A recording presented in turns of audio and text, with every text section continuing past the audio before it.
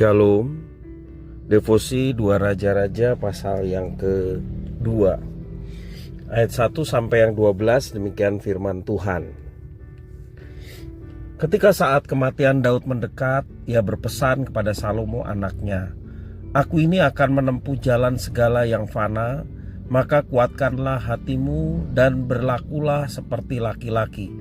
Lakukanlah kewajibanmu dengan setia terhadap Tuhan Allahmu, dengan hidup menurut jalan yang ditunjukkannya, dan dengan tetap mengikuti segala ketetapan, perintah, peraturan, dan ketentuannya seperti yang tertulis dalam hukum Musa, supaya engkau beruntung dalam segala yang kau lakukan dan dalam segala yang kau tuju, dan supaya Tuhan menepati janji yang diucapkannya tentang aku, janji jika anak-anakmu laki-laki tetap hidup di hadapanku dengan setia, dengan segenap hati dan dengan segenap jiwa, maka keturunanmu takkan terputus dari tahta kerajaan Israel. Dan lagi engkau pun mengetahui apa yang dilakukan kepadaku oleh Yoab, anak Zerunya, apa yang dilakukannya kepada kedua panglima Israel, yakni Abner bin Ner dan Amasa bin Yeter. Ia membunuh mereka dan menumpahkan darah dalam zaman damai seakan-akan ada perang, sehingga sabuk pinggangnya dan kasut kakinya berlumuran darah. Maka bertindaklah dengan bijaksana dan jangan biarkan yang ubanan itu turun dengan selamat ke dalam dunia orang mati. Tetapi kepada anak-anak Barsilai, orang Gilead itu haruslah kau tunjukkan kemurahan hati. Biarlah mereka termasuk golongan yang mendapat makanan dari mejamu, sebab mereka pun menunjukkan kesetiaannya dengan menyambut aku pada waktu aku melarikan diri dari depan kakakmu Absalom. Juga masih ada padamu Simei bin Gera, orang Benyamin dari Bahurim. Dialah yang mengutiki aku dengan kutuk yang kejam pada waktu aku pergi ke Mahanaim. Tetapi kemudian ia datang menyongsong aku di sungai Yordan, dan aku telah bersumpah kepadanya demi Tuhan, takkan kubunuh engkau dengan pedang. Sekarang janganlah bebaskan dia dari hukuman, sebab engkau seorang yang bijaksana dan tahu apa yang harus kau lakukan kepadanya untuk membuat yang ubanan itu turun dengan berdarah ke dalam dunia orang mati." Kemudian Daud mendapat perhentian bersama-sama nenek moyangnya, dan ia dikubur di kota Daud. Dan Daud memerintahkan orang Israel selama 40 tahun. Di Hebron ia memerintah 7 tahun, dan di Yerusalem ia memerintah 33 tahun. Salomo duduk di atas tahta Daud ayahnya, dan kerajaannya sangat kokoh. Demikian firman Tuhan. Pesan seseorang sebelum meninggal atau wasiat sering merupakan hal yang sangat penting. Bisa jadi wasiat itu merupakan pedoman hidup atau tindakan-tindakan yang tak sempat dilakukan semasa hidup. Maka penting bagi orang yang ditinggalkan untuk memperhatikan dengan sungguh-sungguh wasiat itu. Wasiat Daud kepada Salomo bisa dibagi dalam dua bagian. Bagian pertama adalah mengenai prinsip hidup seorang raja.